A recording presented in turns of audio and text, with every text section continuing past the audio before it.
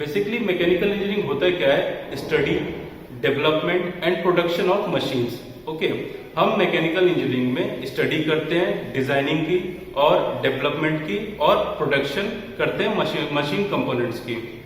Okay, अब मैं बताना चाहता हूं कि इसके रिगार्डिंग कौन कौन से जॉब्स अवेलेबल हैं। ठीक है, तो सबसे पहले है ड्राफ्टिंग एंड डिजाइनिंग इंजीनियरिंग, दूसरा ऑटोमोबाइल इंजीनियरिंग, तीसरा आपका मेंटेनेंस इंजीनियरिंग एंड मशीन्स, आप इसके बाद है कैड टेक्नीशियन, इसके बाद है प्रोडक्शन मैनेजर और इसके बाद है एरोस्पेस इंजीनियरिंग। एरोस्पेस इंजीनियरिंग में भी इन्वॉल्व हो सकते हैं। Okay, now come to the companies. कौन कौन सी कंपनीज है मैकेनिकल इंजीनियरिंग के रिगार्डिंग जो डिप्लोमा करने के बाद आप इस कंपनीज में जा सकते हैं। जैसे अगर हम बात करते हैं गवर्नमेंट सेक्टर की, तो गवर्नमेंट सेक्टर में सबसे पहले हम नाम लेते हैं एनटीपीसी, भेल, सेल और डीआरडीओ, रेलवेज। ठीक है, अब आपकी आगे चलते हैं कोल इंडिया लिमिटेड। ये सारी की सारी गवर्नमेंट सेक्टर की कंपनियां हैं जिसमें आप डिप्लोमा पास करने के बाद इसमें अपना एज ए क्वालिफिकेशन आप इसमें जा सकते हैं। ओके, नाउ हम डिस्कस करते हैं प्राइवेट सेक्टर्स की बात। प्राइवेट सेक्टर में बहुत सारे नाम आपको मालूम होगा, जैसे कि Maruti Suzuki, general Motors, Ashok Leyland, Tata groups, Godrej groups, Mahindra, JCB, Volvo etcetera. इस तरह बहुत सारी कंपनीज हैं। अब हम बात करते हैं कि ऐसा क्या खास है हाईटेक इंस्टीट्यूट में। ठीक है, हाईटेक इंस्टीट्यूट टेक्नोलॉजी आपको एक प्लेटफॉर्म प्रोवाइड करता है।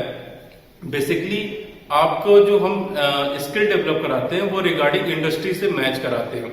ठीक है, hitech institute engineering and technology में हम बच्चों को ट्रेनिंग प्रोवाइड करते हैं, जो कि ट्रेनिंग आजकल के जो मोस्टली जो इंडस्ट्रीज है उसमें इन ट्रेनिंग्स का काफी इंपॉर्टेंस है। जैसे कि हम ट्रेनिंग बताते हैं जो मैकेनिकल इंजीनियरिंग में सॉफ्टवेयर इंजीनियर जो सॉफ्टवेयर यूजेस होते हैं उसके बारे में आपको मैं डिस्कस करना चाहता हूँ। सबसे पहला ऑटोकैड, दूसरा है आपका SolidWorks, then CNC programming, then HVAC and इसके बाद piping designing. One by one मैं आपको इसके बारे में समझाना चाहता हूँ। सबसे पहले हम बात करते हैं ऑटोकैड की। एक्चुअली ऑटोकैड होता क्या है?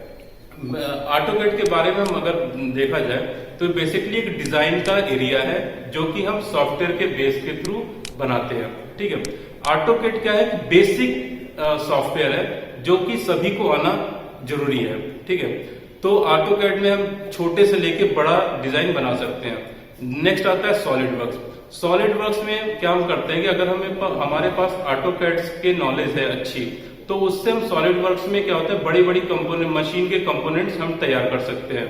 ठीक है, अब हम आते हैं सीएनसी प्रोग्रामिंग में।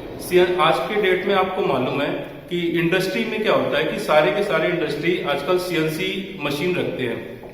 तो ये सीएनसी मशीन को ऑपरेट कैसे किया जाता है? तो एक्चुअली होता क्या है, सीएनसी मशीन को ऑपरेट करने के लिए सबसे हम पहले क्या करते हैं, ट्रेन करते हैं बच्चों को। उसमें प्रोग्रामिंग जो होते हैं, बहुत सारे प्रोग्रामिंग्स होते हैं, कोड्स होते हैं, उसके रिगार्डिंग हम बच्चों को ट्रेन किया करते हैं। ठीक है, तो उसके बेस पे आप अगर किसी इंडस्ट्री में आप जाते हैं तो सीएनसी ऑपरेटर भी बन सकते हैं, या सीएनसी को कैसे कैसे प्रोग्राम करते हैं, कैसे कैसे उसमें प्रोग्राम किया जाता है, वो हम आपको बताते हैं। ठीक है, now come to the HVAC. HVAC होता क्या है? एचवीएसी होता है heat ventilation and air conditioning. Okay, इसमें एक्चुअली होता है कि आपने देखा होगा, आप लोग सबसे पहले गर्मियों में मॉल में जाते हैं, तो मॉल में आपने देखा होगा कि बाहर का जो टेम्परेचर होता है बहुत ज्यादा होता है, बट मॉल के अंदर का टेम्परेचर क्या होता है, बहुत ज्यादा कम होता है। आपको लगता है कि हम वहीं थोड़ी देर रहे। एक्चुअली होता क्या है कि उसके लिए हम ये सारा का सारा जो एयर कंडीशनिंग सिस्टम है वो एचवीएसी के थ्रू आता है। तो एचवीएसी में हम करते क्या है कि एचवीएसी में हम डिजाइन करते हैं कि बेसिकली एक रूम है तो एक रूम में कितने टन एसी हमें रिक्वायर्ड है, या सेंट्रलाइज एसी बनाना है तो उसके लिए क्या क्या कैलकुलेशन होना चाहिए, ये एचवीएसी के थ्रू होता है। ओके, नेक्स्ट है पाइपिंग डिजाइनिंग।